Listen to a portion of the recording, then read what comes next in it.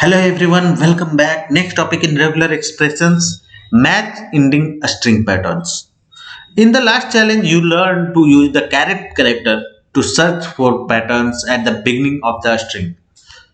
There is also a way for to search for patterns at the end of the strings. You can search the end of the string You can search the end of strings using the $sign character at the end of regex.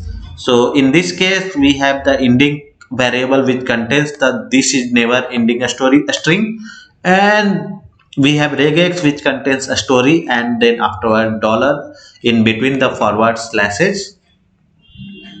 So when we use the test method on story regex and pass the ending variable, then it will return true because this string is ending with a story word, and in this case no ending, we don't have a story in the end, so this pattern is not matched, so it will return false when we use test method on a story regex and pass the no ending variable. Task for this challenge: use the anchor character, that is dollar symbol. Anchor character, this is called. Use the anchor character to match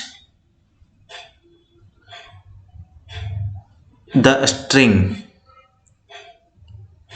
at the end of the string caboose.